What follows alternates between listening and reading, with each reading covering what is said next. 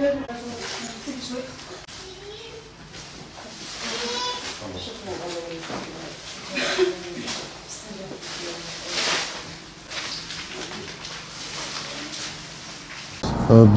gibi yani biz Umut Kervanı olarak düzenli gıda, giyim, ayakkabı yardımlarımızın yanı sıra kış aylarında, kış mevsiminde yakacak odun ve kömür yardımlarımız da oluyor. Yani hakikaten bizde başvuruda bulunan binlerce fakir ve muhtaç aile vardır. Bildiğimiz gibi Gaziantep şehri büyük bir şehirdir, göç alan bir şehirdir. Özellikle Suriyelilerin yoğun olduğu bir şehirdir. Bunların çoğu dükkanlarda, bodrumlarda ve varoş mahallelerindeki evlerde kalan Suriyelilerdir. Bununla beraber Türk vatandaşımız da fakir, muhtaç, yetim olan aileler vardır. Onlar da müstakil, kullanılmaz halde olan, yani odun ve kömür ihtiyacı gerektiren evlerde kalıyorlar. Dediğimiz gibi biz özellikle kış aylarında odun ve kömür yardımlarımız oluyor. Tabii ki bu da hayırseverlerin bize vereceği ve bizi aracı kılacağı duruma bağlıdır. Biz her sene odun ve yakacak kömür olarak yardımda bulunduğumuz aileler vardır. Yani önümüz kış ayı geldi, havalar soğudu. Artık kış hazırlıklarına başlandı. Tabii ki fakirler nasıl hazırlanacak? Yani hakikaten derneğimize gelip, Umut Kervanı'na gelip başvuruda bulunan, işte odunumuz yoktur, kömürümüz yoktur gibi başvuruda bulunan onlarca, yüzlerce Suriyeli aile vardır. Tabii biz onların ihtiyaçlarını istiyoruz ki hepsinin ihtiyacını giderelim, hepsine odun ve kömür verelim. Fakat yetersiz kalınıyor.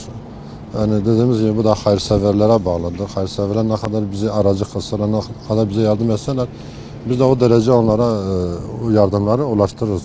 Yani biz Umut Kervanı olarak bir köprü görevi görüyoruz. Yani fakir, muhtaç ailelerle hayırseverler arasında bir köprü görüyoruz.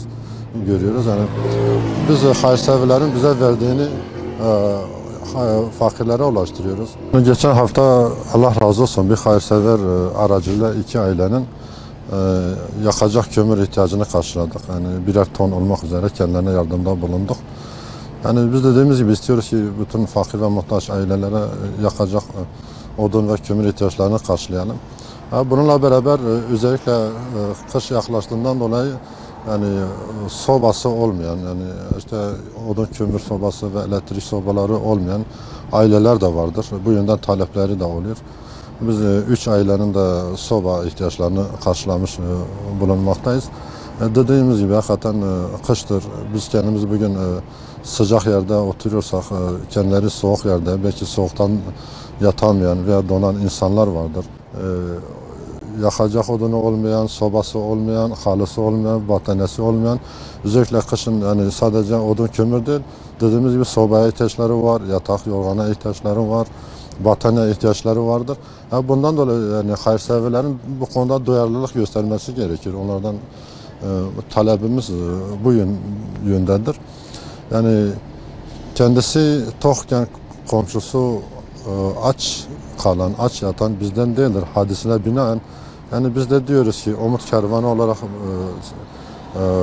hayırseverlerimizle diyoruz ki yani biz sıcak yerdeyken veya kendileri sıcak yerdeyken soğuk yerde kalan, soğuk yerde kalma mücadelesi veren, donmaktan belki ölümle karşı karşıya gelebilecek insanlar varken bunlara yardım etmeyen insanlar bizden değildir yani.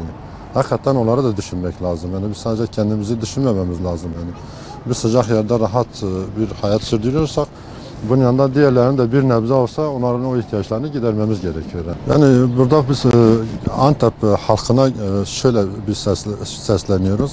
Yani gelin yani durumu iyi olan hayırseverlerimiz yani gelin yani fakir ve muhtaç ailenin evine bir sıcak oda da biz olalım yani onlara yakacak bir ihtiyaçlarını karşılama için bir mücadele de biz verelim. Yani onların o sıcak yuvada en azından rahat yatabilmeleri için Biz de onlara bir yuva, bir sıcak ortam hazırlayalım. Hani buna yönelik bir çağrımız vardır. Yani gelin fakire de bir sıcak yuva biz kuralım.